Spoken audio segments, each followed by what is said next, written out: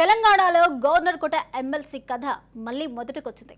High court తీర్పుతో పెద్దల సభలో అడుగుపెట్టే ఎమ్మెల్సీలు ఎవరైనా సస్పెన్స్ మరింత ఎక్కువైంది. బీఆర్ఎస్ సర్కార్ నియమించిన ఇద్దరికి ఛాన్స్ వస్తుందా? కాంగ్రెస్ ప్రభుత్వం నామినేట్ చేసిన ఇద్దరికి పెద్దల సభలో అడుగుపెట్టే భాగ్యం దక్కుతుందా? పొలిటికల్ సర్కిల్స్ లో ఏ ఇద్దరు కలిసినా ఇప్పుడు ఇదే చర్చ. ఎమ్మెల్సీల నియామక గెజిట్ ను హైకోర్టు కొట్టివేయడంతో అనేక ప్రశ్నలు తలెత్తుతున్నాయి. పెద్దల సభ ప్రొసీజర్ పై రకరకాల చర్చలు కొనసాగుతున్నాయి. మరి వాట్ నెక్స్ట్? ప్రభుత్వం ముందున్న ఆప్షన్స్ ఏంటి?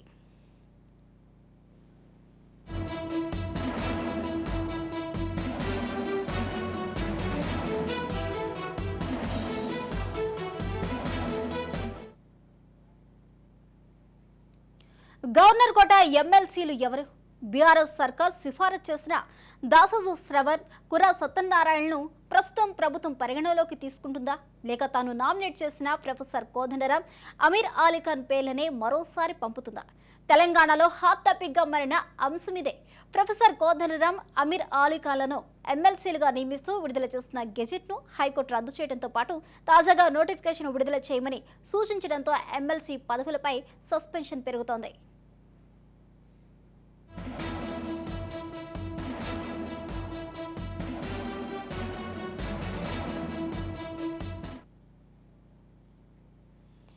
ఇక ఎమ్మెల్సీ అభ్యర్థులు ఎవరు అంటూ కూడా సస్పెన్స్ అయితే కొనసాగుతుంది. ఇదే అంశానికి సంబంధించిన పూర్తి అప్డేట్స్ మా ప్రతినిధి విక్రాంత్ అందిస్తారు. విక్రాంత్,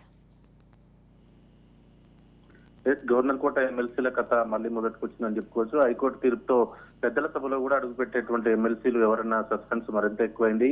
బీఆర్ఎస్ సర్కార్ నియమించినటువంటి ఇద్దరికి ఛాన్స్ వస్తుందా, లేదంటే కాంగ్రెస్ ప్రభుత్వం నామినేట్ చేసిన ఇద్దరికే పెద్దల సభలో అడుగుపెట్టే భాగ్యం దక్కుతుందా అని పొలిటికల్ సర్కిల్స్ లో కూడా ఏ ఇద్దరు కలిసినా కానీ ఇప్పుడు ఇదే చర్చ కొనసాగుతా ఉంది.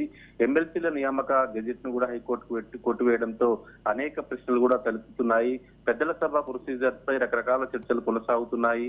అయితే ఇటు గవర్నర్ కోట ఎమ్మెల్సీలు ఎవరు? బీఆర్ఎస్ సర్కార్ సిఫార్సు చేసినటువంటి దాసోజు శ్రవణ్, కుర్రా సత్యనారాయణను ప్రస్తుత ప్రభుత్వం పరిగణలోకి తీసుకుంటుందా, లేక తాను నామినేటెడ్ చేసినటువంటి ప్రొఫెసర్ కోదండరాం కావచ్చు, అమీర్ అలీఖాన్ పేర్లతో మరోసారి పంపుతుందా? తెలంగాణలో హాట్ టాపిక్ గా మారిన అంశం ఇది. అయితే ప్రొఫెసర్ కోదండరాం తో పాటు అమీర్ అలీఖాన్లను ఎమ్మెల్సీగా నియమిస్తూ కూడా విడుదల చేసిన గెజిట్ ను కూడా హైకోర్టు రద్దు చేయడంతో పాటు తాజాగా నోటిఫికేషన్ విడుదల చేయమని కూడా సూచించడంతో ఎమ్మెల్సీ పదవులపై సస్పెన్స్ పెరిగిందని చెప్పుకోవచ్చు. అయితే గత ప్రభుత్వంలో కూడా దాసోజు శ్రవణ్ తో పాటు కుర్రా సత్యనారాయణలు కూడా ఎమ్మెల్సీలుగా నియమిస్తూ అప్పటి కేబినెట్ చేసినటువంటి సిఫార్సులను కూడా గవర్నర్ తిరస్కరించడంపై కోర్టు తీర్పును అనుసరించి మళ్ళీ కొత్తగా నోటిఫికేషన్ విడుదలయ్యే అవకాశం మాత్రం కనిపిస్తా ఉంది. అయితే కొత్త నోటిఫికేషన్ విడుదలైన తర్వాత కూడా కేబినెట్ తీర్మానం ఎలా ఉండబోతుంది, మళ్ళీ ఏ ఇద్దరిని పరిగణలోకి తీసుకుంటారు అనేది ఆసక్తికరంగా మారింది.